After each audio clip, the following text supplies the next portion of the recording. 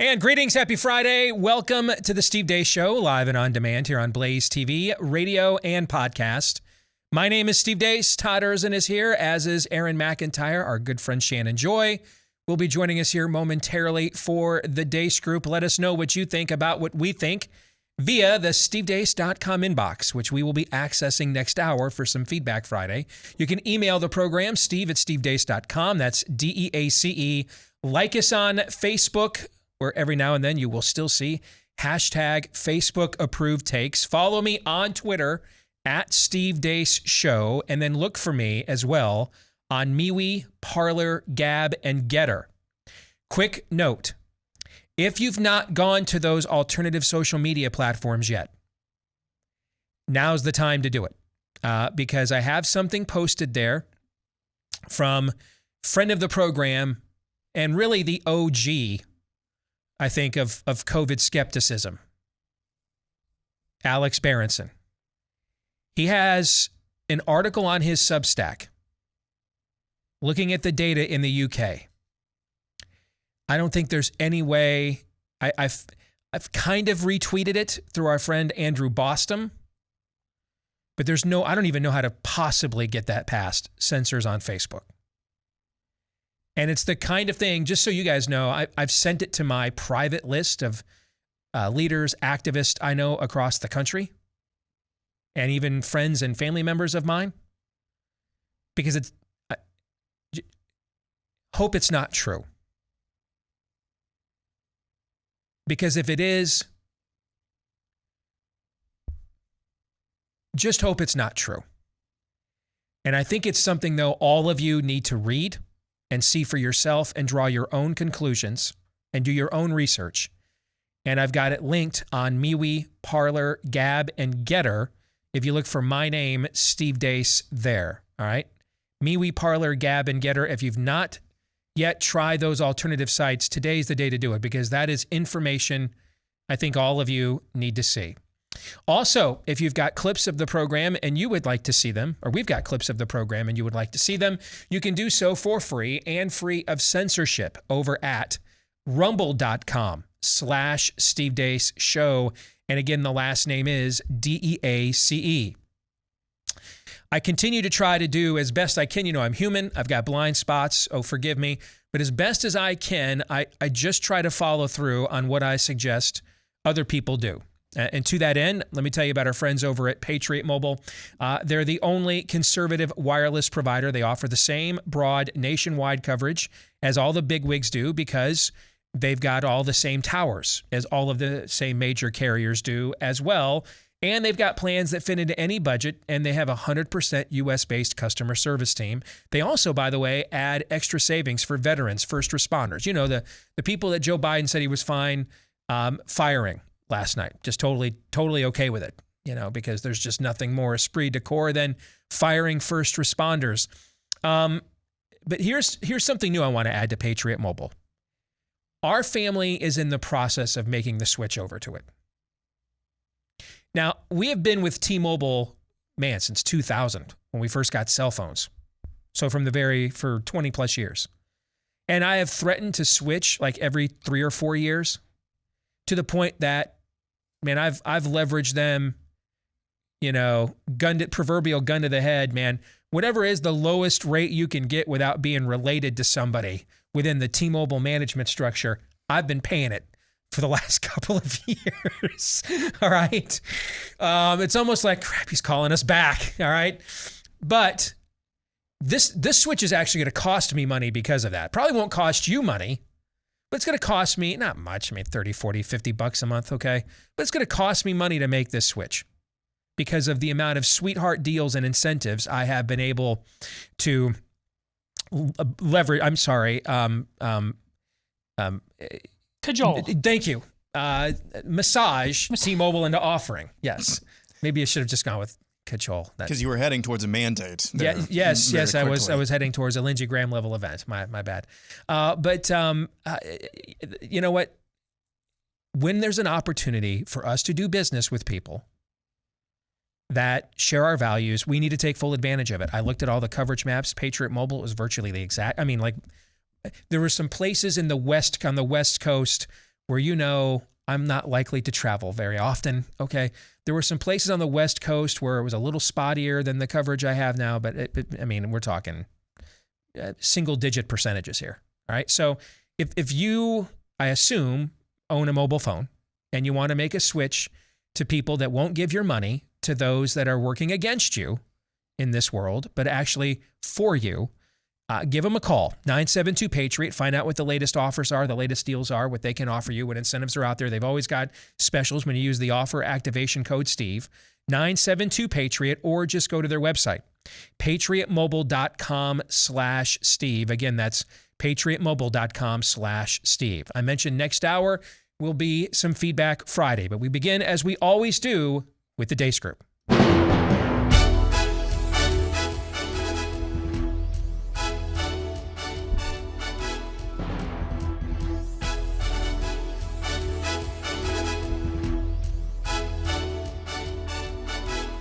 Your weekly look at the week that was, brought to you by Patriot Mobile, but I already told you that. So let's get to it. Issue 1, bleep, Lord Nefarious says.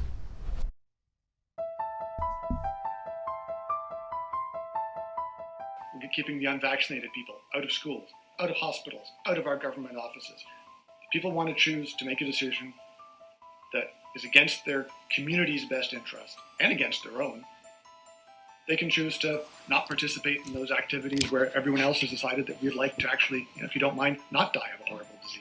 So right now we are going to continue to recommend masks in all schools for all people in those schools, and we will look forward to scaling up pediatric vaccination during this period of time. What we've seen from the Fraternal Order of Police, and particularly the leadership, is a lot of misinformation, a lot of half-truths, and frankly flat-out lies in order to induce an insurrection. I was hoping today to give you an opportunity to put to rest the concerns that people have that there were federal agents or assets of the federal government present on January 5th and January 6th.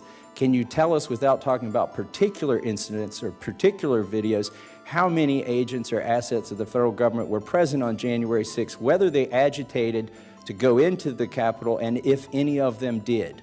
So I'm not going to violate this norm of the rule of law. I'm not going to comment on an investigation that's ongoing. First sentence of your memo, very first sentence, you said, in recent months there's been a disturbing spike in harassment, intimidation, threats of violence. Yes. When did you first review the data showing this so-called disturbing uptick?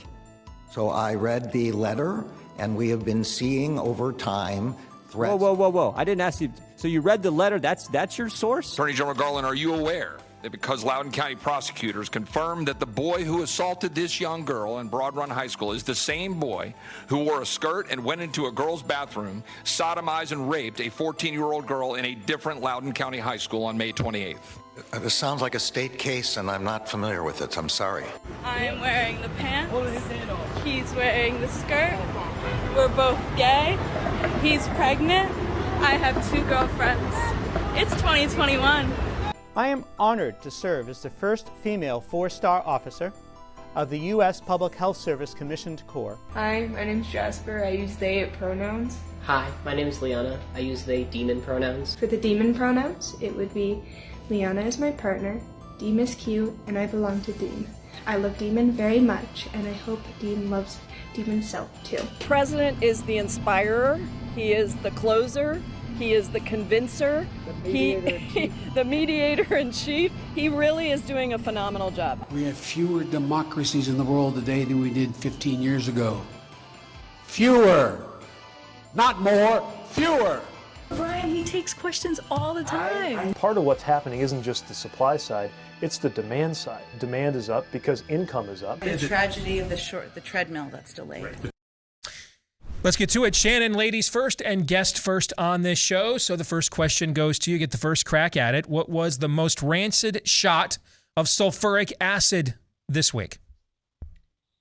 You know, I had to go with all of the assaults on our children, from the masking abuse to the sexual assault, the violence, and the abuse that they are heaping on children in our public schools. It has gotten to a point where they are not safe for our children because of the masking policies, because of the isolation. They refuse to actually teach our children. And now it has gone to such a destructive place. That Loudoun County story is frankly unbelievable. And kudos to the reporters over at Daily Wire who just, went in deep as to what happened in that county, really exposing the cover-ups. I mean, this is going to rival, I think, what we saw within the Catholic Church in terms of sexual abuse and the predators that exist among us. And they are in our public schools. Here in Rochester, New York alone, 2 school districts in my community within 20 minutes of my home have had sexual assaults occur in bathrooms, and also a principal who has abused over 6 years 40 little boys between the ages of 6 and 11. The school district and the superintendent covered that up, turned the other way, ignored what was happening. Some believe in plain sight. There are multiple lawsuits now, but these are not even making the mainstream news. You can hardly get any reporting. So that Loudoun County story is very important. I think that this is endemic in our country because we have gone now through the process of sexualizing young children through sexual education programs, and so that they can't even really distinguish what is appropriate and what isn't. Adults are talking to them about things that should never be discussed with little children as early as 5 years old. And this is creating an environment that is ripe for sexual abuse. So I'm going to go with that. Well said. Todd? Well, it's obvious, based on the fact that I said once you believe in transgenderism, you believe in anything, that Levine and being made a 4-star anything instead of, being put in jail or a mental institution is a sign that we don't truly live in America anymore. We live on the land, but we don't live in America anymore. America is dead man walking.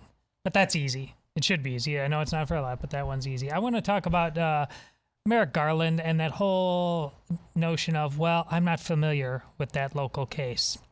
Well, as Steve said yesterday, it's like 15 minutes away from you, dumbass. Can I say that? I did.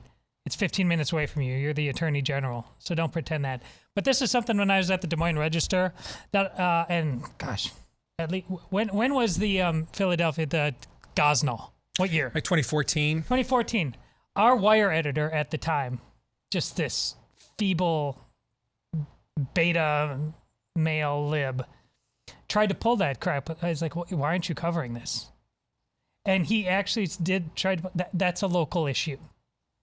I called him flat out. I just said, you're just a liar. I said, how dare? I said, you're a liar. This guy's the worst serial killer of all time. If his name was Bundy or anything else, we wouldn't be saying that. You will weaponize any local issue you want to for your causes. Right. I mean, look at what we did with George Floyd. It's tragedy, but we turned that into National Burn Down Your City Day. Mm-hmm. There is no rule that they are tethered to that they try to apply to you. Yeah, we keep, I just, be nice, it'll all pass by. Never, it never will. The Attorney General, with his own words, he can't possibly think what he just said. He's lying to you. He's psyoping you. Be done with it. Aaron. I think the best ride on the crazy train this week is the pronoun parade. There's 3 clips in there. One from, I'm not even sure what their actual biological sex is. This is my boyfriend. He's pregnant. We have multiple girlfriends. I mean, that 2021, baby. To the first mentally ill 4-star admiral of that institution, of that persuasion, to the guys, we had demon pronouns this week, and that didn't move the needle for any of you. Come on. Almost. The pronouns on parade, that's the craziest of the week. On a scale of 1 to 10, let's get to the exit question. With 1 being the IQ of those who watch Lindsey Graham lie to them on Sean Hannity frequently, and 10 being the odds Lindsey Graham's burner account on Grindr is called Lies with Them. Rate this week's level of total depravity, Shannon. I'm slightly elevated this week. I'll give it a 6. Okay. Todd? 10. 10. All right, let's get to issue 2. Speaking of pronouns, men are now better at being women, too. As the high school football season starts to wind down in many places around the country, parents and fans alike can take stock of, once more, the great tradition that is this masculine-driven, meritorious team sport. For generations, it's served to teach young men bravery, teamwork, and dedication. About 45 years ago, one of those high school football fields around Belmont High School in Massachusetts, you would have been able to see 2 teammates duking it out on the gridiron. One of those young men was named Mark Milley, the other named Richard Levine. The former would go on to become a high-ranking officer in the U.S. military and say ish like this. And I want to understand white rage, and I'm white. The latter would go on to wear a dress and also become a high-ranking government official. Yes, 2 icons of the progressive takeover of the military and the nation's health establishment were classmates and teammates on the same football team, Mark Milley and the artist formerly known as Richard Levine. The latter being promoted this week to the position of 4-star admiral in the U.S. Public Health Service Commissioned Corps, the first mentally ill person of this particular persuasion in that institution's history. I am honored to serve as the first female 4-star officer of the U.S. Public Health Service Commissioned Corps and the first openly transgender 4-star officer to serve across any of the 8 uniformed services. I had not heard that previously, had you? Nor had I. Really? Nope. Had not heard that.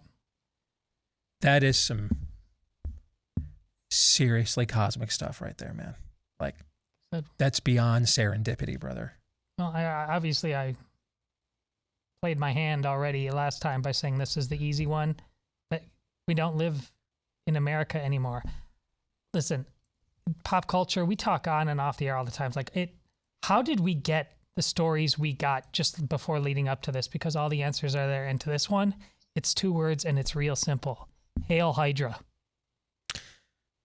So I have made this case intellectually from my own belief system and opinion, but I want to throw it out to the rest of the panel. Okay?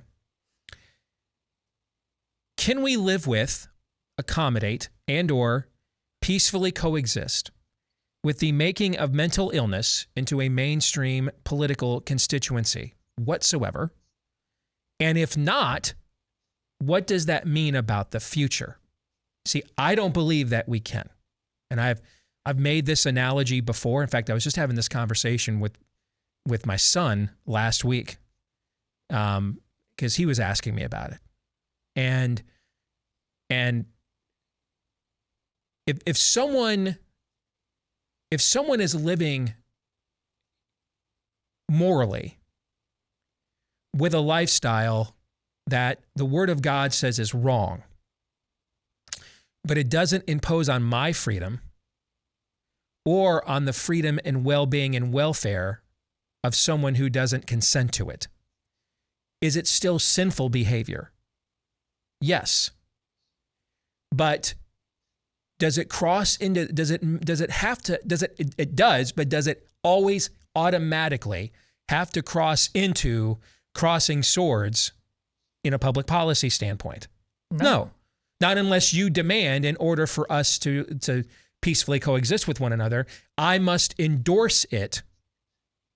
And that aspect of your persona, I cannot find anything else about you I find admirable, connectable, or relatable on any level without accepting that particular aspect of your identity, right? Right. Okay. If you require that of me, like the rainbow jihad does, then no, I cannot peacefully coexist and accommodate you because you're not willing to do so for me. Tolerance is supposed to be not a one-way street, but it often is, right?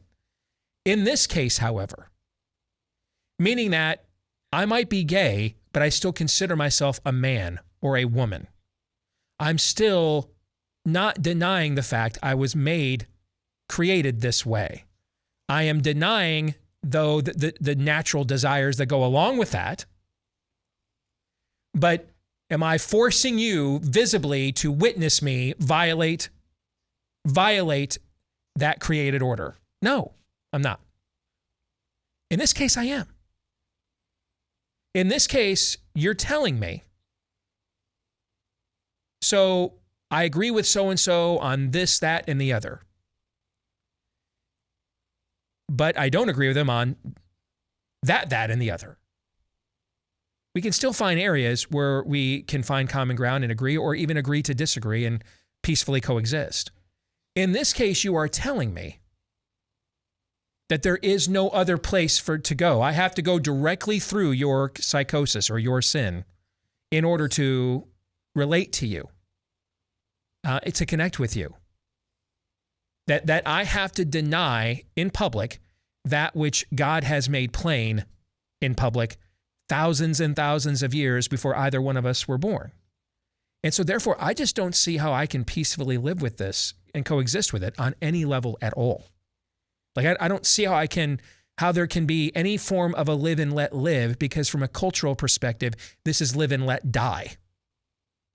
But maybe I'm wrong. Maybe there's a way to squeeze the camel through the eye of the needle here. Shannon, what say you? No, absolutely not. I am, as a woman, offended and disgusted by people like this Levine character, who's actually the ugliest four-star general I've ever seen in the history of America. I don't care whatever he thinks he is, he, she. We cannot coexist with this. And as a woman, we need to pay attention to this, because it is actually devastating to real women. This is the final step in the process of destroying womanhood in this country, unbelievably, and always to the exclusive benefit of men, right? We've had 50 years of feminism, particularly second and third wave feminism, which narrowly defined feminism in a way that essentially obliterates what is feminine about women and strips women of their ultimate power, right? There was a poem that was written 50 years ago called "The Hand That Rocks the Cradle Rules the World." It essentially was a poem about the power of the mother. And when we are in this space where we can mother our children and raise our families and embrace our femininity, what is truly powerful and different about women from men, we can shape policy through the raising of our children and the supporting of our husbands. But that's been stripped away from women, because now we have to, in order to be equal to men, work like men, have sex like men, and engage in activities killing our babies and our bodies, which is so violent and unnatural. But that, again, exclusively benefits men who can satisfy their sexual desires without having to take responsibility of what naturally comes out of that. This is violence against women. What Levine is doing is violence against women. And we can't be down here with this. We have to be at a 10 with this, because this is destroying women and girls. We're seeing it in our bathrooms in our public schools.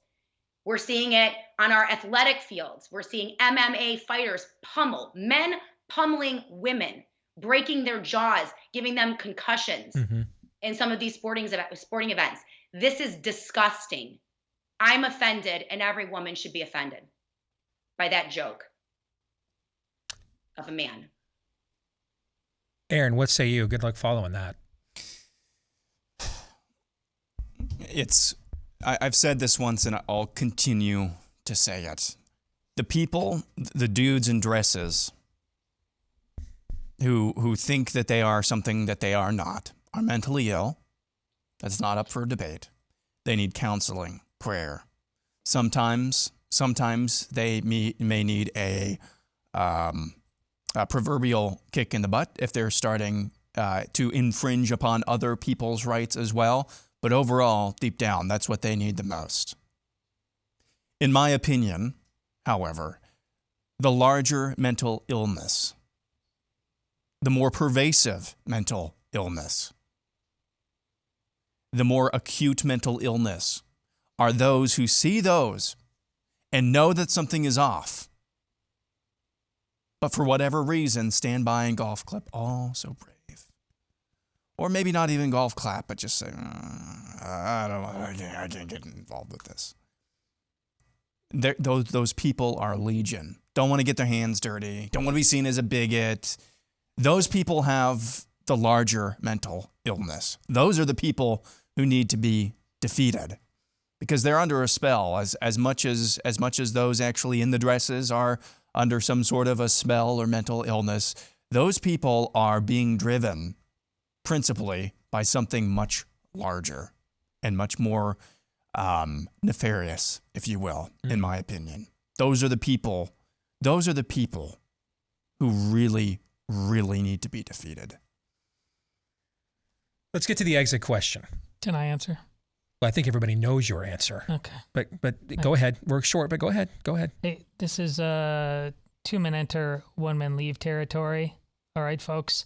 That video of that Marine, 2 guys coming in, that's what the whole culture is right now. Talking about the Marine at the storefront who beat up the guys who tried to armed robbery. You need to be prepared, just like that. Extreme prejudice. The excommunications must continue until morale improves. No quarter for this garbage. None. Let's get to the exit question. And I wanted to get to it a little early if you wanted to add some context to your answer. All right, so we got about 2.5, 3 minutes here. True or false, the embrace of the blurring of gender is not the sign of a culture on the brink of collapse, but rather of a culture that has collapsed. Aaron. This is a chicken or egg thing. I think you could answer true to both of them, but I will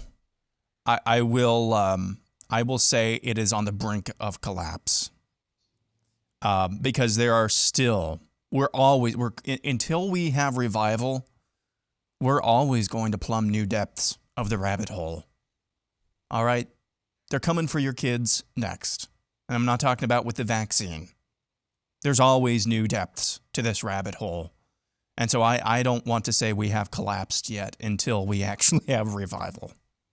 Todd. We've collapsed. So you think it's a true. Aaron's a false. You're a true? Yes. All right. Shannon, you get to break the tie here. What do you think? I'm a false. I'm going to go with Aaron. I think we still have some time. We're close, but I think we have time. Mark the time. How many years, Shannon, you've been coming on here? Out of curiosity. Do you know? I think about 5. Yeah. 4 or 5. Is that the first time you actually had the most optimistic take? Look at Pollyanna over there. You know, I'm serious. It's the first I can recall. Funny, Shannon and I actually had the same answer for different reasons. Yes. She has hope. Yes. I answered false because I think we can keep getting worse. Yeah, yes. I'm in a good mood.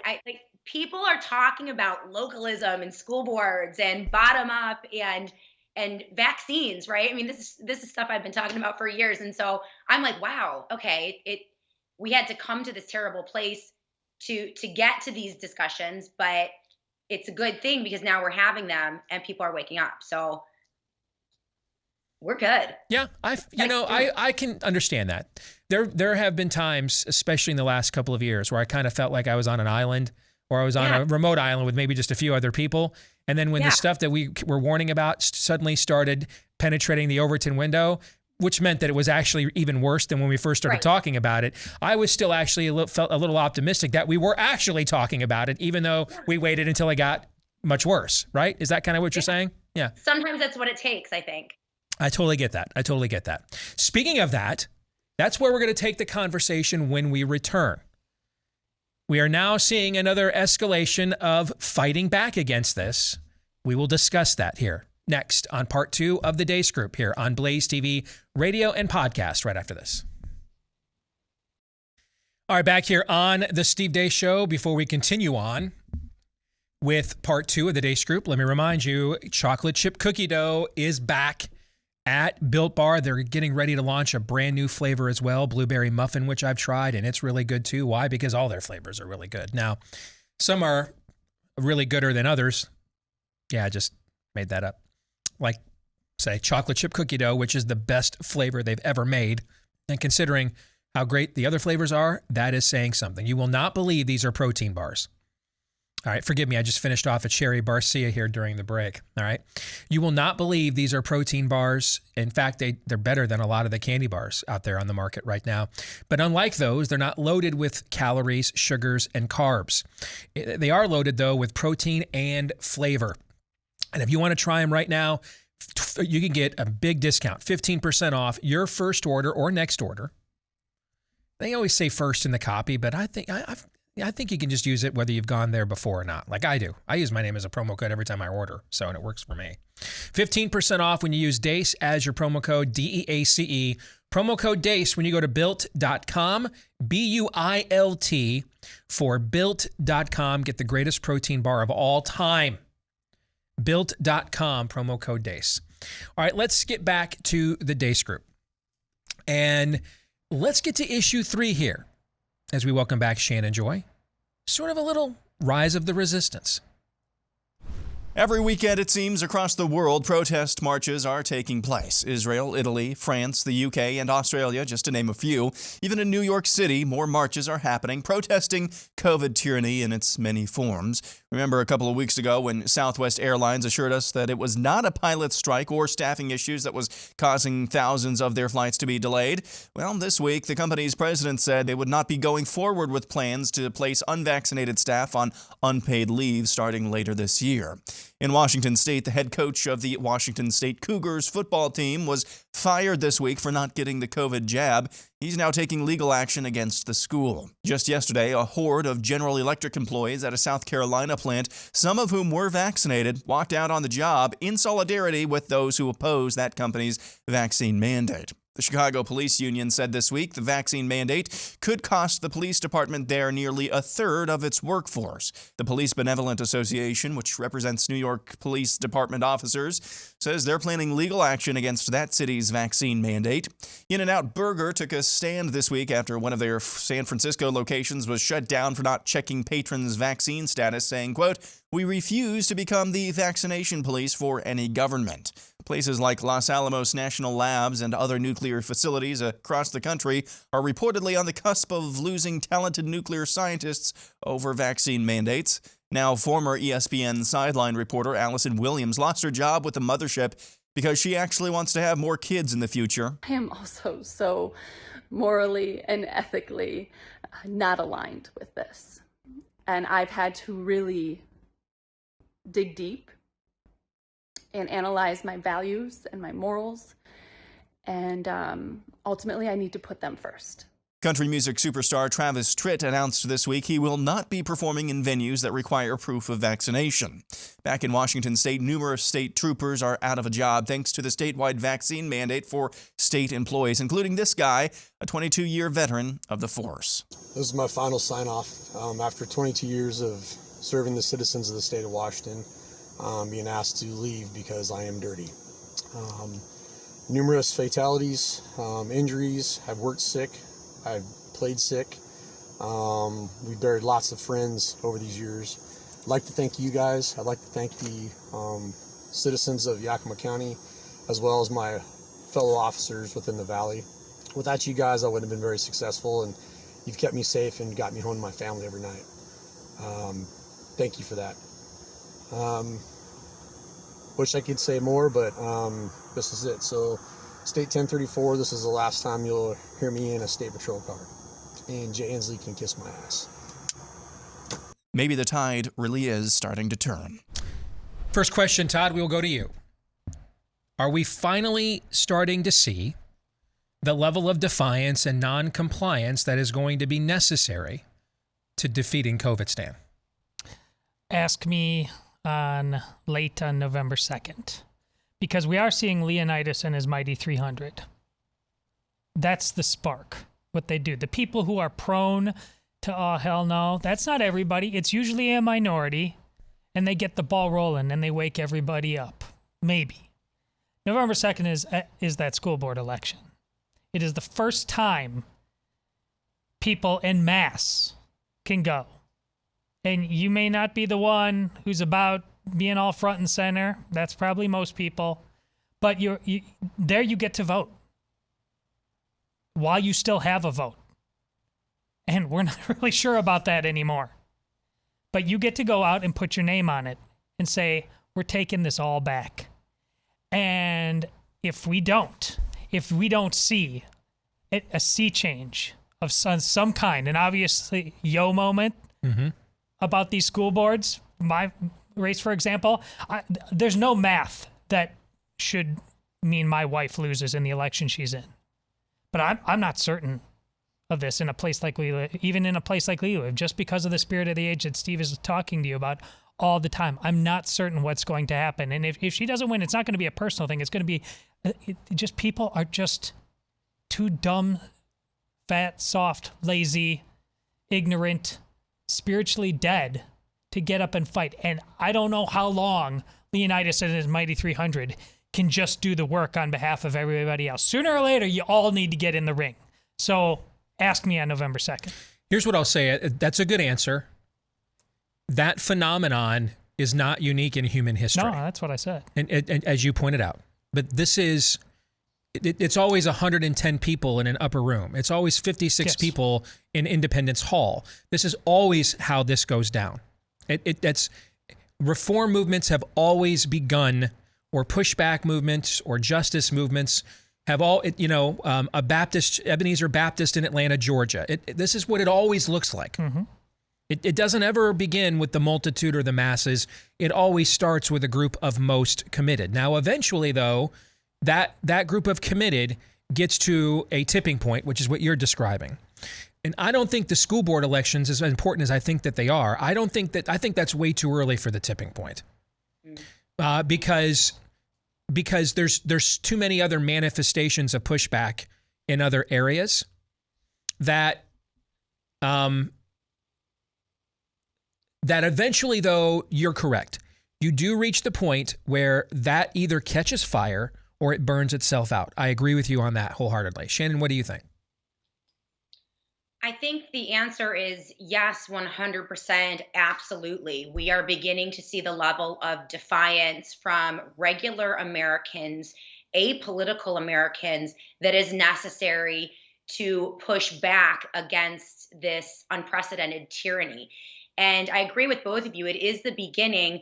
And I would also caution, to your point, Steve, on Todd's point, what I've begun to learn about politics, which I now think of as more of a 300 level kind of way of thinking about politics, it isn't as important, these elections. What's more important than the actual elections are the groups and the organizations and the mobilization from the bottom up that can effectively influence anyone who's elected, whether they're a Democrat or a Republican.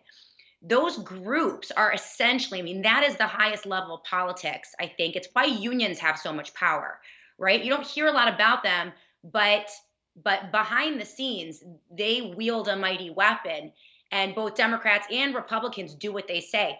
We need to mirror that with our liberty movements and build up organizations from the local level that are so powerful, it doesn't matter who is elected. They fear us because we will petition, we will organize, we will protest, we will litigate, we'll raise money, we'll run challengers, we'll run primaries, and they don't like that. They don't like that. So I think that's where we need to focus our energies, is on that group building and that organizational level. And yes, run candidates. And eventually, as we grow that and strengthen that, we will see that manifest in elections. It will happen necessarily. But I'm really encouraged by what I'm seeing. The only thing I worry about is a national polarizing figure, a presidential election that takes all of the oxygen out of the room and distracts us from where our true power really is, and that is that local organizational level. Here's the thing. This is actually where Trump running again helps you in that towards that end. You know why? Because if he wasn't running again, the primary process of who will take his place would be going on hot and heavy right now. And all kinds of names would be in the ring, and all kinds of people would be staking out their territory. None of that's going to happen because he's going to run again. If he's healthy, he's running again. All right. So this process, that presidential process, is totally and completely frozen until whenever he chooses full bore to actually behave as a presidential candidate. And that ain't going to happen until we're into 2023. So there's at least another full year of this, because ironically, an event that a lot of people increasingly that I talk to would prefer not to happen, Trump run again. In this case, if you're worried about that, him running again freezes that process, Shannon. So that won't be sucking the oxygen out of the room. That's kind of on standby while this goes on here for another, maybe another year. Excellent. All right, Aaron, what do you think? So the question is starting to see, and I think it's unequivocally yes, starting to see. If it was, are we seeing the amount of resistance to rollback? Probably not yet, but starting to. You got to start somewhere, and this is a good start. It's a great start. It's really hilarious. They were having so many weather issues with Southwest Airlines a couple of weeks ago. Delta, came out this week. Their CEO said that their vaccine mandate was divisive. Southwest, as I said earlier, Southwest is no longer going to be putting unvaccinated staffers on unpaid leave. Excuse me. Must have gotten some really, really dire weather forecasts for this year. It's just so funny how they had all of this bad weather, and then all of a sudden that caused these their vaccine outlooks to change just a little bit. That's really funny. I think perhaps the most encouraging clip I've seen this week was perhaps that General Electric plant, because it was pretty widely reported, at least on Twitter, that there were several people who were vaccinated. Yeah, who were out there marching with their coworkers. Who knows how many? Might be a small minority of that plant that didn't want to get vaccinated, but they're still out there. That's pretty encouraging in my book. Agreed. By the way, quick update on Allison Williams. This was announced about an hour ago, so after you put the intros and stuff together for the show today. But the Daily Wire has hired her now. There we go. So there you go. All right. Yeah. So, and well done by the Daily Wire with that move too. And that's not any kind of if you're a college football fan, and the three of us guys watch probably an abnormally amount of it, particularly the two of us when Todd's not doing soccer with the kiddos. I mean, she's phenomenal. She was clearly being groomed as ESPN's next #1 sideline reporter. So she's legit good at this. This isn't just let's make a political statement. She's legit good at this. Let's get to the exit question. On a month from now, where will we be with Biden's vaccine mandate on businesses, which, by the way, still does not exist, by the way. There is no such mandate. This is just a press release. No mandate still has been actually issued. But where will we be with this? A, a court injunction against it. B, boot to the throat. C, the resistance still rises. Quickly, Aaron. Boot to the throat. Todd. All of the above. Yeah. I think that probably is the right answer, too. Shannon. Yeah, I'm going with all of the above. I was having a hard time picking. All right, let's get to our kicker topic this week. Should have added that as an option, by the way. What you're looking at here is maybe the absolute saddest parade of all time, or certainly in the history of American championship team sports. This is live. You're looking at actual footage here. It's not live. It's dead. But this is actual footage of the WNBA championship parade. I would tell you the team or the city. Frankly, I don't know. And it doesn't matter. Anywho, what would be a sadder parade than even this one? What parade could take place in America of allegedly something of a national import that would draw an even sadder crowd than this? Quick answers, Todd. A military parade. Oh my gosh, Todd, you're cut me deep, Shrek. You cut me deep. Shannon. Yeah, I'd go with a military parade too. I got it. That you can't beat that one. Aaron. Parade for the Wisconsin Badgers 3-9 football team. Yes, I approve that message. I love the spite. Respect the spite. Badgers live rent free in Iowa fans' heads. It's beautiful. Respect the spite. number of times that I've brought this up of my own volition pales in comparison to Todd. I'll just say that out there. All right. Let's get to predictions. Shannon, go. Okay, so I'd like to skip my prediction this week and just reiterate my point that Admiral Levine is the ugliest fake woman ever to serve the United States government. I'm going to eschew my prediction. Okay. Todd. Here we are with all that we know about the vaccine question marks, and at the very least. Yet we're really about to vaccinate kids who don't need this. So I'm going to say it out loud. I'm speaking only for me. But you do this and kids are going to die. All right? That's my prediction. Aaron. Rachel Levine will join the Navy, and upon boarding his first vessel, will change his name because he's in the habit of changing things to Long John Levine. And he's ugly.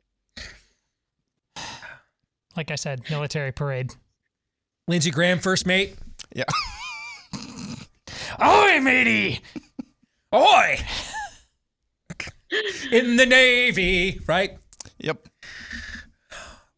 I got to remember my prediction. The great prophets, the village people. Honestly. Oh, yes, I just remembered mine. Yes. My prediction is first quarter of 2022, we'll see a full-fledged recession. Ah! Nice. Full-fledged recession, first quarter of 2022. Thanks for lightening the mood. Yeah. Hey, it's after Christmas. Don't be sour just because you're not getting your treadmill. Yeah, straight up, I'm already Check telling your the kids, expectations. give us your Christmas list right now. Straight up, man. I said that to all three of our kids. Give us your Christmas list right now. What is it pick one thing you absolutely have to have for Christmas. Give it to me now. Can't guarantee it's going to be there in a couple of months for a month and a half from now. So there you go. Shannon, good to see you. As always, take care, all right? Thank you. You betcha. We'll come back in hour 2, and it'll be your turn here on Feedback Friday. You get to set the agenda. We will respond to you here next. Back with hour 2, live and on demand here on Blaze TV, radio, and podcast. Steve Deace here with Aaron McIntyre, Todd Erzin, and all of you. Let us know what you think about what we think via the stevedeace.com inbox. You can email us, steve@stevedeace.com. I think we have set a record for most email received ever in a week this week. And the week's not quite over yet. Steve@stevedeace.com. That's DEACE. Like us on Facebook. Follow us on Twitter @Steve Deace Show. Reminder, I have posted a link to friend of the program Alex Berenson's latest Substack looking at some very, very troubling vaccine data from the UK. And if you want to see it for yourself, look for me on MeWe, Parler, Gab, or Getter. I suppose you can just go to Alex's Substack and get it there if you want. But MeWe, Parler, Gab, and Getter, that's where we post all the stuff that we think we can't make it past the Facebook censors. Twitter seems to be a little bit better, actually a lot better than Facebook, but this might stretch even Twitter's, which banned Berenson, ironically, Twitter's willingness to pretend to have an open forum. All right, so see this for yourself on MeWe, Parler, Gab, and Getter. Just look for my name there, and then look for clips of the show over on rumble.com/Steve Deace Show. And again, that's DEACE. And again, for those of you that are podcast devotees, thank you so much. You're a massive part of this audience. Please leave us a 5-star review if you haven't already. Hit the subscribe or follow button as well. Thanks to all of you, so many of you that have done each or one of those two things for us already. Let's get to some Feedback Friday, brought to you by Moink. I don't know if you guys have been to the store lately. Have you seen the price of ground beef, by the way? Yes. It's skyrocketed. One way to maybe get around this is through Moink, which delivers grass-fed and grass-finished beef and lamb, pasteurized pork and chicken, wild-caught Alaskan salmon directly to your door, helping family farms become financially independent outside of big ags, with animals that are raised outdoors, fish that actually swim in the ocean, meat that is free of antibiotics, hormones, and sugars, and all the other junk that you find in too much of the prepackaged stuff in the meat aisle that is way too expensive. And right now, if you sign up at Moinkbox, just like it sounds, MOINK, if you sign up at moinkbox.com/Steve, get a free year of ground beef. That would come in handy right about now, given those prices we were just talking about. A year of ground beef for free if you sign up right now at moinkbox.com/Steve, and then pick whatever meats you want delivered to your home with your very first box. You can change what you get each month. You can cancel at any time. All right. So give it a shot. Join the Moink movement today. Moinkbox.com/Steve, MOINK, for moinkbox.com/Steve.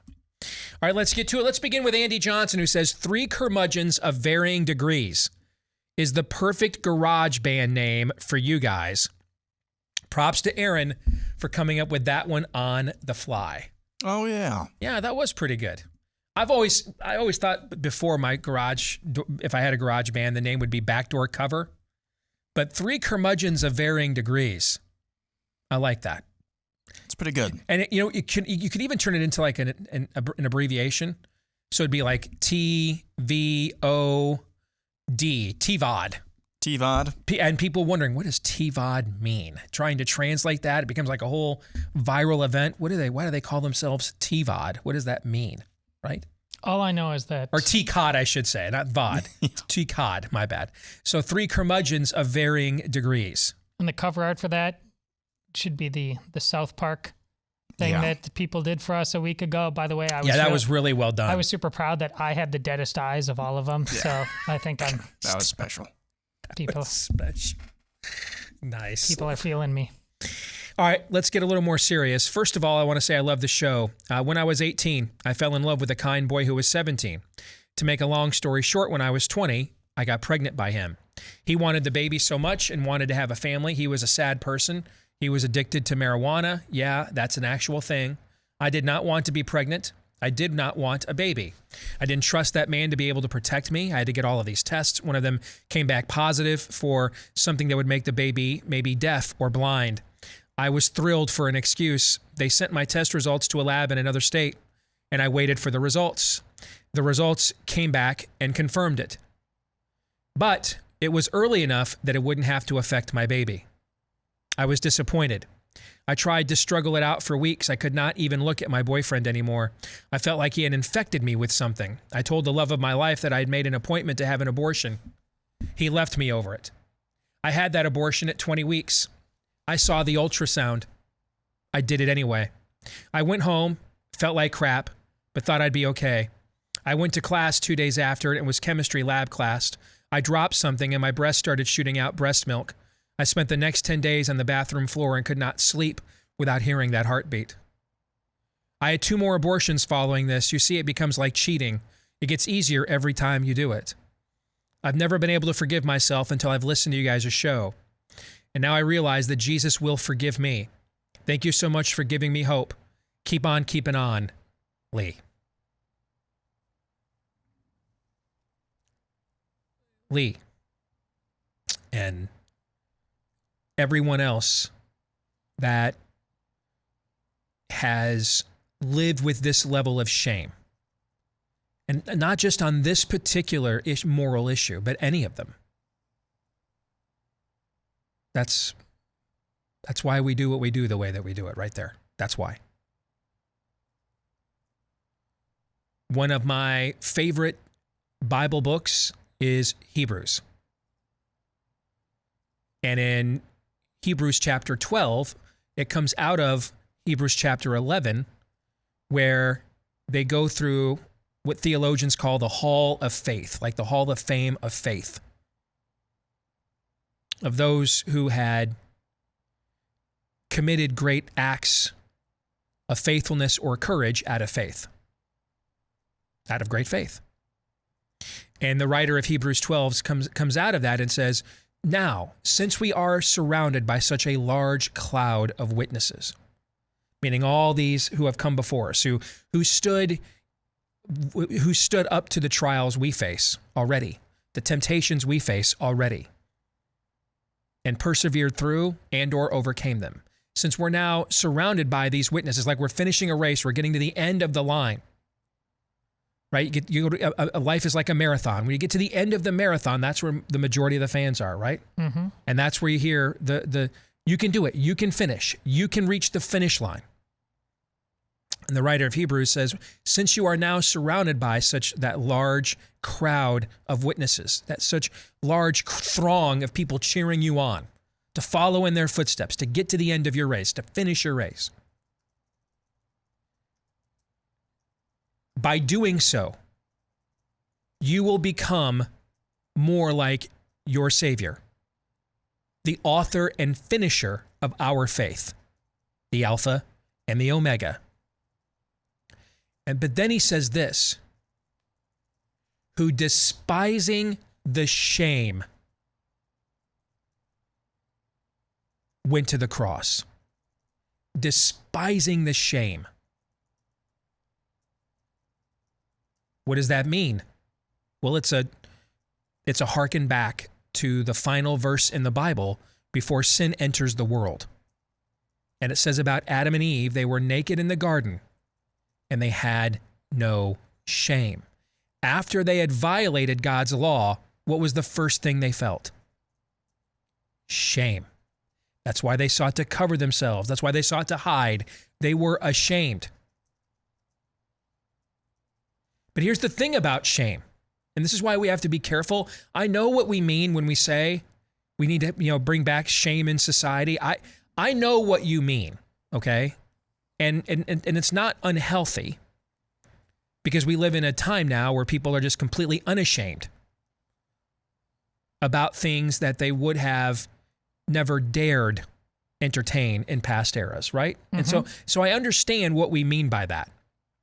But we just need to be careful about what the full context of that word means. Because see, shame drives us to hide the things about ourselves we're ashamed of, but it doesn't drive us to change the things about ourselves that we're ashamed of. You see what I'm saying? Hugh Hefner did not debut during the counterculture of the 60s. Playboy originated earlier than that. It was a forerunner for it, in fact. There were plenty of guys, man, after that were watching Leave It to Beaver at night, or Father Knows Best, or Ozzie and Harriet, that were hiding the Playboys there during that period of time. Now, they just wouldn't have openly discussed it, bragged about it, because the society would have shamed them for doing it at that time, right? Yeah. But did the shame stop them from doing it? No. No. See the difference? Shame doesn't cause us to seek repentance. It just causes us to hide the things we're really wrestling with. Jesus isn't about making you into a better person. Jesus is about making you into a different person. He's not about your best life now, Joel. I can tell the show is growing again because I'm getting more and more emails that are like, what is with that Osteen thing behind you? Now you know. Now you know. It's a trigger. I'm doing it to trigger you on purpose. He's not about your best life now. He's about new life now. That's the difference. New life. It's one of the 48 powerful scenes in Mel Gibson's The Passion, where he's carrying the cross, to Calvary, and he stops and he sees his mother Mary in the scene, and he quotes his, behold, right from the scriptures, I make all things new. And he does that at the peak of his suffering. Yes. Yes. And that's why we have to be careful in conservative circles with wanting to bring back shame. There's a lot of people in previous eras of American history who were great at hiding who they really were. And things looked more pious and more moral and more idyllic. They're in hell now because they were ashamed of the things of their sins as opposed to regretful for them. What would have happened if Adam and Eve had gone to God and said, hey, Pops, man, I know this is the first time you gave us the car keys to this thing called Earth. We totally blew it, man. We've just totally blown it. And we didn't listen to you. We should have. And they said to their heavenly Father the words every earthly father wants to hear from his children.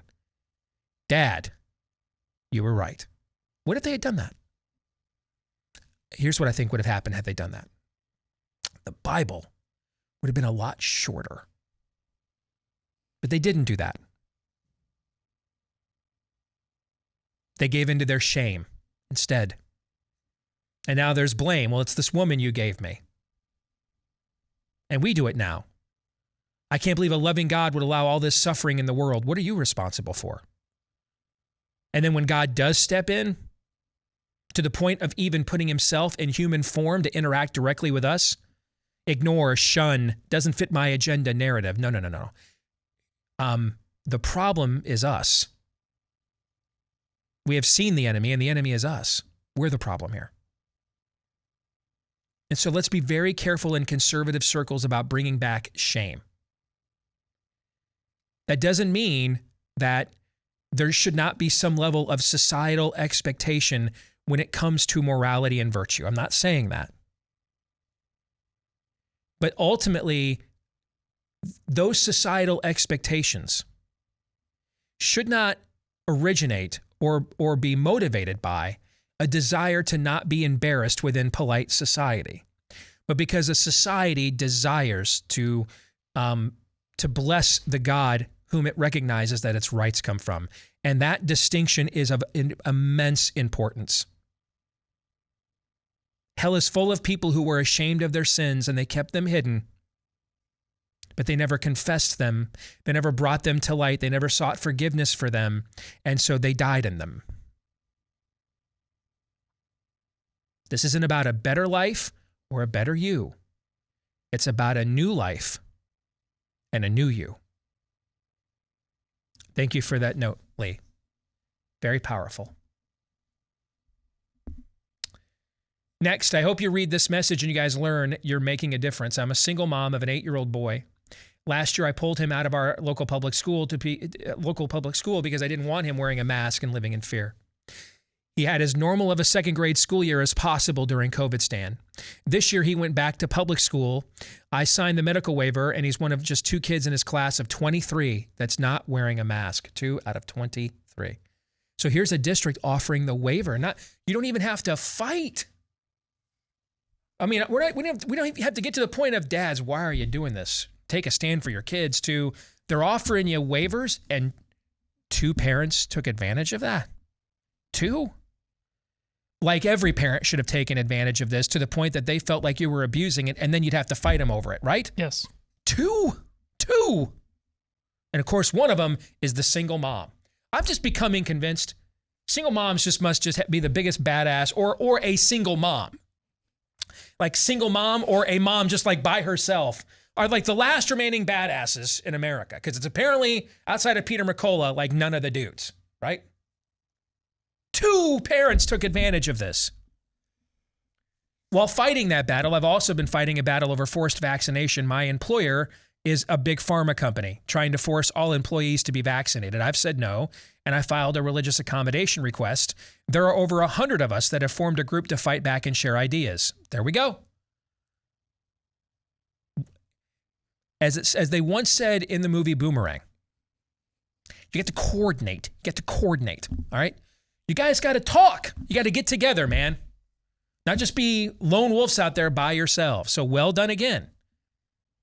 We're all fighting this in our own way. I'm very vocal internally and tell every one of my stakeholders why I won't take the existing approved vaccines. I'm an immunologist by training and have been very concerned by this from the start about each one.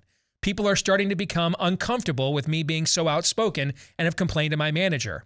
So I went full Steve Deace the other day and told my boss, it's about damn time people around here are uncomfortable, because it's going to get a whole lot worse. You think it stops with this vaccine? I went on quite a rant how I've been uncomfortable since my start last year with everyone else's politics, but kept my mouth shut. And this is what happens when we allow people to bring their crazy to work. Let me stop right there. This woman should not be a single mom or single of any variety much longer. You know what I'm saying? Okay. She's a keeper. This one shouldn't be on the market. Okay. Thank you guys for all you're doing on COVID. You're helping so many. Love your style and passion. Sometimes I will even listen to the show twice. And her name is Joy. You can't ask for more than that. All right. Hi, my name's Joy. And I'm here to put my foot in your ass, okay? You cannot ask for a better combination than that, all right?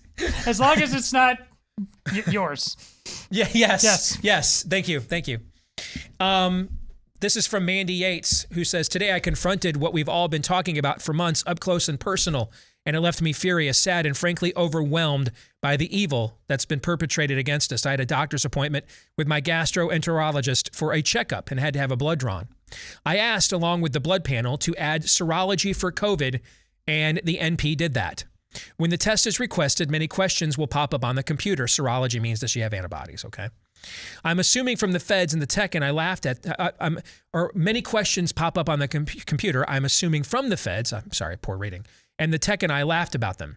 As she rolled her chair over to me to begin drawing my blood, she asked me if I'd had COVID and about antibodies. I told her I had had them according to a blood donation through the Red Cross, but didn't know what the current antibody hemoglobin numbers were, and so I wanted to know. As she continued her work, she began to tell me that she had gotten the Pfizer shot in early summer. And 9 days later, she had a heart attack. I was speechless. This woman was a stranger and for whatever reason chose to confide in me her story.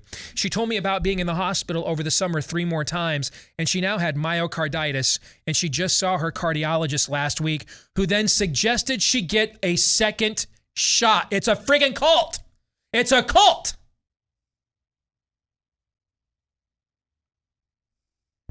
And by the way, for you young folks that recover from myocarditis, and a lot of you that get this in your young adult ages, as a side effect of the vaccine, you do recover. But do you know what that does to you from a heart disease standpoint? Folks, heart disease is still the #1 killer in America, and it ain't even close. You just put a lot more tread on your tires, meaning that you've aged your cardiovascular system beyond your current age group. Even if you have recovered, the tread you just put on those tires will be felt on the back end of your life should you make it that far. So even getting this at all at a young age is nothing to laugh at, whether you recover from it or not. Remember last year we couldn't have football because it was going to cause myocarditis, right? And I think there was one case that we were able to document the entire season from a kid in Indiana, if I recall. Turns out we're now causing that very myocarditis by injecting these young adults with these vaccines. Mandy goes on to say, I found myself blurting out, "You're not doing that, right?" And she said, "Absolutely not." I reached out, rubbed her arm, and asked how she was doing now. And because I'm a Southern girl, I said, "Bless your heart," many times. The urge to throw my arms around her was strong, but I continued to pat her arm and said, "God bless you are battling through this." As I left, she jokingly said, "Girl, next time you come, we are going to do some research about this stuff." I got to my car almost in tears for this beautiful, strong woman who had endured this totally unnecessary health issue. I now have a real live human face in my mind and in my heart who could have died because of this shot, and I'm more determined than ever to make people aware of these risks. That's why I signed your pledge, which is still there, by the way, at stevedeace.com. Yes, you'll get redirected to a place where you can put in your email address, but if you go to stevedeace.com, that's where you can sign the pledge. It'll probably be up for this weekend, and then we'll take it down and see what kind of army we've got, and then how we can keep people up to date on what's going on within that realm, okay? At stevedeace.com. But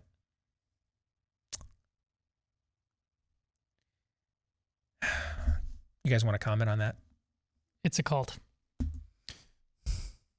Told you. This is not a rhetorical device. This is Jonestown. Yeah, it is.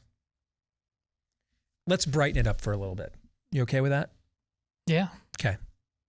This is a note from Caleb Oliver. Remember that name, Caleb Oliver. He says, you guys recently shared a video on your show from Jonathan Isaac of the Orlando Magic. I am the chaplain of the Lakeland Magic. That is the G League, or basically AAA team, G League affiliate for the Orlando Magic. And I can tell you that Jonathan Isaac is one of the kindest, most thoughtful men in America today. He is also an ordained minister who spends much of his time in Orlando doing ministry and charity work. He's had a significant influence on the culture of the Magic internally. And if you have time, you should check out his social media and see some of the other incredibly positive things he says and does off the court. I have checked out his social media, his Twitter account in the past. If you just went there not knowing that he was an NBA player, you would never know. Because it's all ministry related. So he's a boss. He's a total boss, basically. So we this week we Peter McCullough. We've now found a second actual male badass in America, is what you're telling me. In the NBA, of all places. And you know what, though? You've got Enes Kanter now, who's using his platform with the Boston Celtics to go and violate all of the NBA's coziness with China that was wrecking their public relations 2 years ago? I think this was pre-COVID. He's now going square after China and their tyranny and oppression. So God bless him, man. Yeah. Pastor, I've seen the same. I did reach out to him, but he's probably getting a ton of people reaching out to him. I don't know if I use the most efficient means. If you can pass on to Steve or I the best contact information for him, I'd love to get him on the show.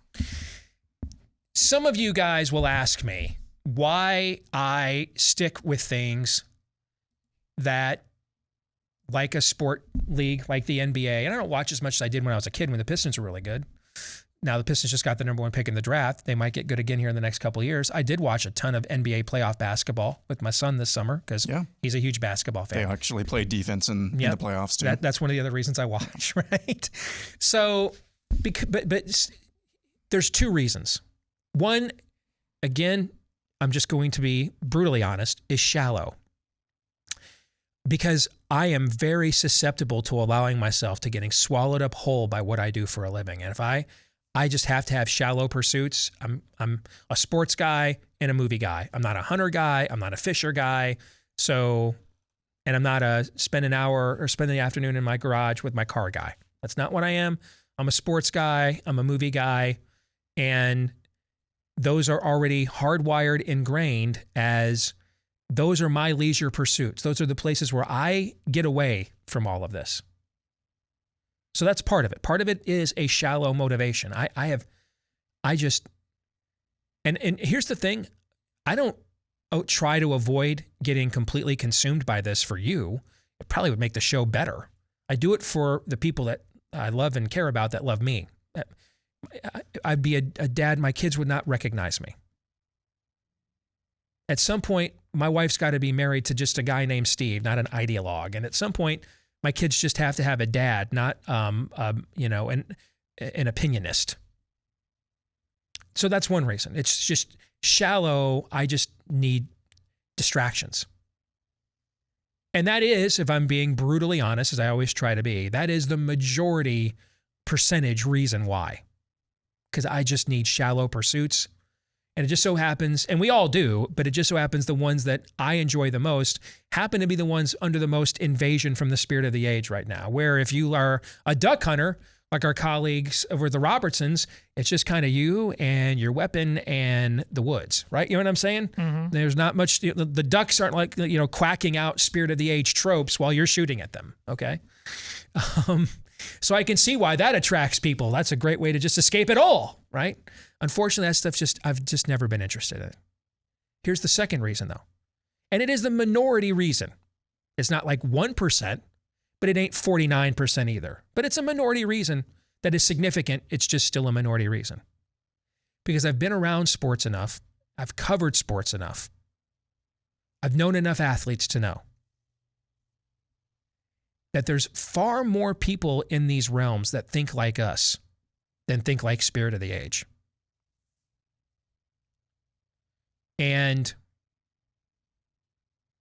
when they come forward, which doesn't happen a lot, but hey man, Lenny Dykstra tweeted out, remember the former All-Star for the Phillies and the Mets on their 86 World Series team? He tweeted out the story about our lawsuit against Walmart that we announced on Monday. Mm-hmm. When they come forward, like Jonathan Isaac does, or Enes Kanter is doing now, it's far tougher for them to do it than most of us because of what they're surrounded by. They will get very little affirmation. Most of their media, most of the culture that they live in that is driven by the social media subculture and sports subculture will trash them. You haven't seen a whole bunch of Allison Williams' former colleagues at ESPN come out and say, hey, I disagree with her about this, but at least she was really good at nothing at all. Like suddenly it's like, what's an Allison Williams? Guys, she worked there for 10 years. Often doing primetime sideline reporting for college football. Primetime. like when the biggest audiences are watching. Like suddenly she's just dead, doesn't exist. John Gruden, and guys, I don't think I've ever written emails or people have even heard me talk in ways privately that are in his emails. But he worked there for almost 10 years.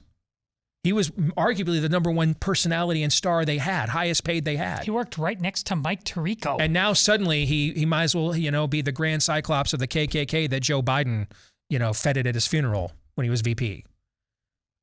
And I just want to have those people's backs when those opportunities present itself. That is a part of my calculus for those of you that constantly ask me this.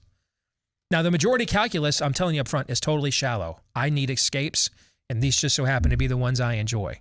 But there is another method to the madness here. Every now and then, the sun shines through. And I enjoy helping to magnify that and leaving no man behind. We'll come back. More Feedback Friday here in a moment. Are we good? Is this on? What's the frequency, Kenneth? We're good? All right. It's never a good time to be sweaty, especially when it happens in public. On the first or second date, job interview, you just got pulled over. And really, it's just going to be a speeding ticket, but now you're sweating profusely and the cop suddenly is like, maybe there's more going on here, right?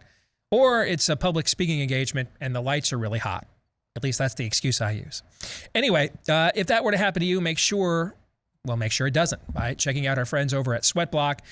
Their antiperspirant wipes are stronger and more effective than even most clinical antiperspirants. And speaking of antiperspirants, they have their own deodorant too. So if you love the wipes, you just wipe your pits down before you go to bed, get up the next morning, shower, do whatever you normally do. You're good to go for several days.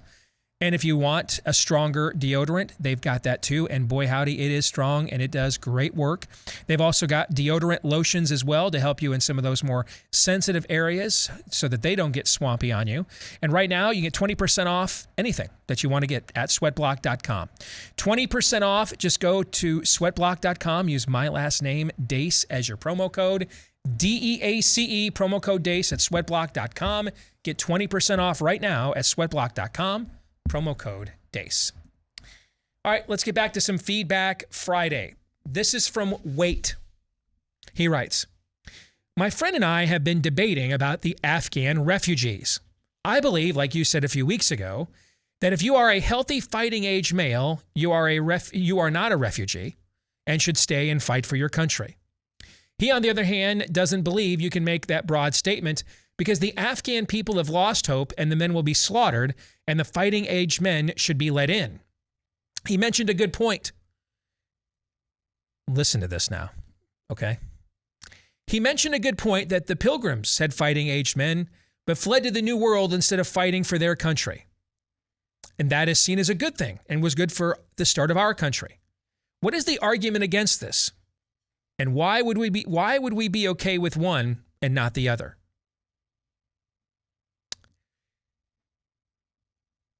This is like macaroni and cheese pizza.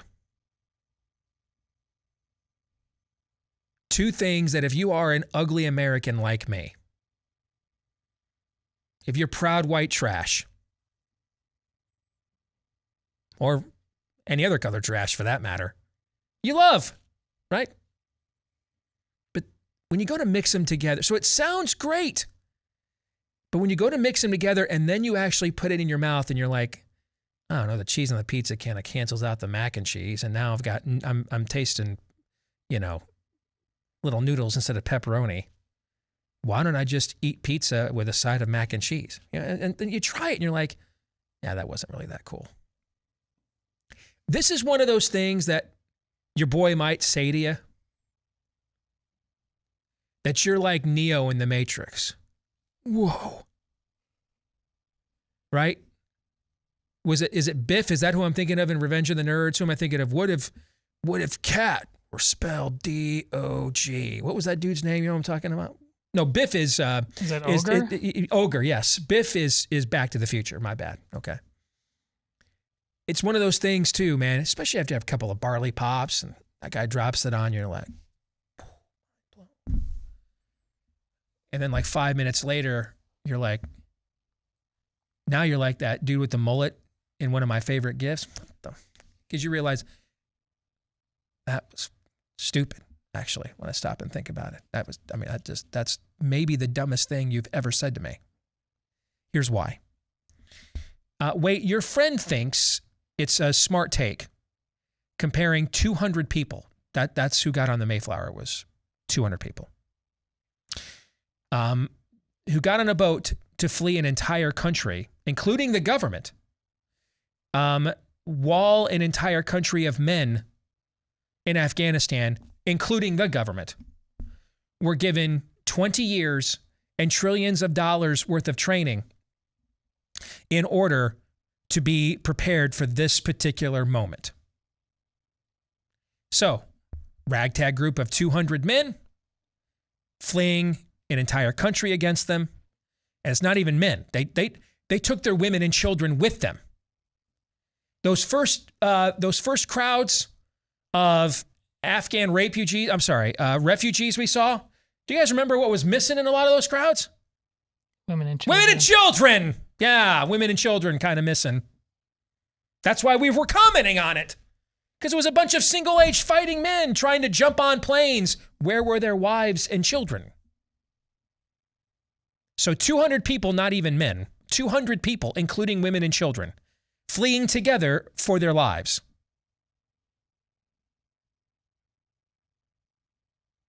From an entire country against them.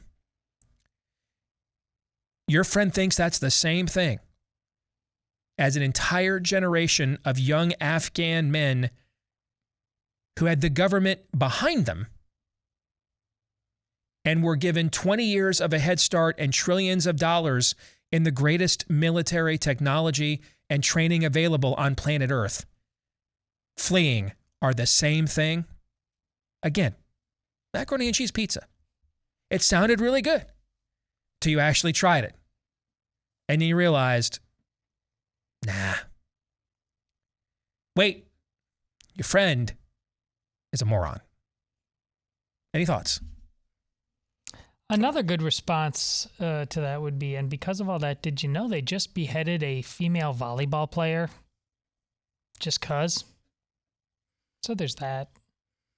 Yeah, what didn't take them too long, there were reports that a pregnant woman had her insides cut out in front of her family just a few days after the Taliban rolled through. So, yeah, it was just going to be the men that were slaughtered. Yeah. So it's great. Yeah. So what is his friend again? Just for the record. Total and complete moron. How do you spell that? Okay. What's the name of his friend? That's how I would spell it. Jeff, Bob. Tell me his name. Tim. And that's how I would spell it. Where do we want to go next? Let's go to Tim. Tim says, I'm a trucker, a vet, and an American citizen, but in importance, it's the reverse order. Being a trucker, we have 2 weeks a year when the Department of Transportation pulls in trucks and inspects as many trucks as they can. After only a few years, I realized that even with all their inspectors working all week, they could pull in only a small part of the number of trucks that are actually on the road. But they want us to believe that they are pulling in everyone. Fear of that, fear of a failed inspection, of tickets, of being shut down is all it is. The more experienced drivers know we outnumber the DOT at least 7-1. The same goes for school boards, Congress, police, on and on. We need people to stand up as they did in that town outside of Des Moines, where you had 10,000 families saying, you're not going to mask our children. We will remove them from your control. That is what they fear. For all their belief in the state, they fear us more. We outnumber them. We need to use that power. Let the judges in D.C. know we will see them removed for violating the protesters' rights. Use the cruel and unusual punishment clause. We need to band together and remove governors who think parents should have no choice in what their children are taught. In Virginia, you outnumber them. And law officers who know better need to let the community they serve know they are with them. Sheriffs, state troopers, line officers, and federal agents need to assure the public they are not in the business of violating civil rights. And all of us need to band together to support one another as much as we can. And remember, we outnumber them. This is a war. But as with Dr. King, it can only be won when we stand together and say here and no more and elect people who will take us back to sanity. Yes, Tim is correct. And I loved your analogy, Tim, of an unenforceable law or unenforceable code. I made a similar argument about a week ago when I noted that if those students showed up in pockets or 5 or 10 on the campuses of the University of Iowa or the campus at, what was the other school? Texas A&M that stormed the field. Actually, at those two schools right now, they might not get stopped for not wearing a mask, but just stick with my analogy, okay? If they had a mask mandate there and those students just showed up in groups of 5 or 10 at a classroom without wearing a mask, it'd be a lot easier for somebody to stop them, right? Yes. Okay? But when thousands of them storm the field all at the same time, does your mask mandate, is it an enforceable notion at that particular moment? No, you're overrun by noncompliance, right? That's what Tim the Trucker's talking about, okay? And by the way, Tim, I also wanted to read your note because you have just answered a question for me. Has spent the amount of time I have spent on America's highways and byways, going back to when I was a little kid. I've often wondered how often I see a line at the way stations, right? Oh, yeah. And now I know. You guys know that these things are completely unenforceable. So we've got a deadline to make, so we're not wasting our time with it. So this speaks to what Aaron said earlier on today on the show about what the true contagion is. It's the level of compliance with obvious absurdities by the so-called normal people who believe in common sense. Well, you don't, because common sense dictates saying, hell no, on a mass level right now. What's the line? Those who can make you believe in absurdities can make you commit atrocities or something like that. Yeah. I'm trying to remember who said that, but that's kind of along the lines of what you're just describing right here, right? Stuart Schneider, retired U.S. Navy, says, constitutionalists will always lose because we never reject the terms of the debate. I will even poke fun at you with this regarding the subtitle of Faucian booster. The term being used with the vaccines is mandate. It's not a mandate. After looking at the definition of mandate and then some synonyms, the most accurate word is ultimatum, because that's really what it is. I will lose my job over this. That's fine. I can always sell my house and live in my dad's basement. Ironically, I lived in it 40 years ago when it was my grandma's basement. It's funny. It cracks me up. So I've been there before. It ain't so bad. Everything everyone is doing for this is a threat. Try taking a woman on a date. They then say, if you don't consent to having sex, you are going to leave her stranded in the middle of nowhere. Sorry, you're going to get convicted of rape if that happens, because you can't give those kinds of ultimatums. Dude, yeah, you're right about that. You're absolutely correct about that. And again, let me reiterate, we don't have a mandate. Some of you are saying, well, yeah, there is. There's the mandate on the federal workers. That's not the mandate we're talking about. Okay, that we're talking about this mandate, OSHA thing. The OSHA thing. This thing doesn't exist. There is no OSHA mandate. And the reason why is because they're trying to get as much compliance without issuing one as possible, because it's going to end up in a federal court somewhere in about 5 minutes. And probably somewhere, we do have circuits that are favorable to us. They get an injunction against it in about 5 minutes. So this has all been an act of coercion and propaganda. All of it. PSYOP. Yes. Yes. Dawn Marie will finish here. I, much like yourself, am weary, ticked off, and in a perpetually foul mood as I do not enjoy the peace that accompanies the outcome of lobotomy. I also do not possess a rich fantasy life that involves dreams of these kneelers rising to the occasion. Let us not fill the empty hours of insomnia that come in the night with such folly. What can we ask of those who have been lost to the darkness and have no desire or want to fight for the light? Little, I suppose, but I do know this one thing. It is better to die on one's feet than to live on one's knees. Amen. Amen. I mean, that's the American spirit. This is a country birthed in defiance, birthed in non-compliance. That's the DNA of this country. That's the DNA of it. We'll get to some final thoughts here in a second. First, let me remind you, if you want to get into the real estate market, particularly before winter hits or that recession I predicted last hour hits in the first quarter, now is a good time. Interest rates are still really low, but make sure you go in, especially during these unprecedented times. Bing. Thank you. You go in with a real estate agent you can trust. Where would you find such a person? Well, the name of the website kind of says it all. realestateagentsitrust.com. This was a company started by Glenn Beck and his associates, who themselves ran into real estate agents who couldn't deliver on their lofty promises. They didn't want that to happen to you, so they just started in a grassroots effort within our own Blaze audience here, just finding real estate agents that were salt of the earth people. They vetted them, started connecting them with listeners, and it just grew from there to become its own business. So just about anywhere you want to get to or get away from, we can probably help you find an agent you can trust at realestateagentsitrust.com. All right, gentlemen, final thoughts on the day. Got about 2 minutes. Final thoughts on the day. I'm buoyed at the end of this, which is encouraging. I was feeling pretty low at the beginning, and like I said, that's just the constant schizophrenia that a lot of us are on these days. But anyways, I told you I'm concerned, and I said that we are truly fallen. This nation is a broken arrow. I believe that, but that doesn't mean we can't recover what we had. But it just means that we've lost so much momentum that we do need to fight a new American revolution. It may be the exact same one. It may be a resetting, but I'm with Steve that the energy is there. I think it's profound. I think it's encouraging, and I stand with you, and I won't kneel. And I love the fact that all of you seem prepared to be like that Marine we talked about. So let's fight. Indeed. Now is never a time. You should see these images that we've had in the montage every single morning all week. Pushing back, fighting back, taking a stand. You should see those and be encouraged. Maybe the tide is starting to turn, but it's never going to fully turn until you do your part. It's never going to fully turn around. I've cautioned myself. I'm always, when I see these types of stories, we had a lot of positive news this week. Always cautiously optimistic, because you know the spirit of the age is over there, and they see that too, and they are circling the wagons. Mm-hmm. Be ready for their next left hook, but don't give up. Don't ever let up. Can't stop. You can't stop, and you won't stop, because they won't either.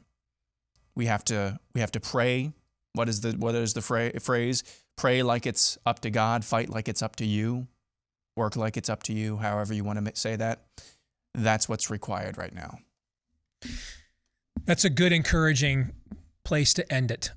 And I mean, on a personal level, where I'm encouraged is even with the massive growth of our show. This isn't like, with the platform that a Ben Shapiro or a Dan Bongino or a Glenn Beck or a Mark Levin. Those are probably the biggest platforms in our business right now. This is nowhere near what those guys have. And yet, you're seeing a lot of the same themes we're talking about and addressing within our own little ecosystem here are now metastasizing and spreading and becoming systemic. That shows you here that a movement is happening. All right? That the fire rises, if you will. And so I think be encouraged by that. Have a great weekend. Enjoy your weekend, because the war is going to be here when we get back on Monday. I promise you that. So enjoy your weekend until then. John 3:17.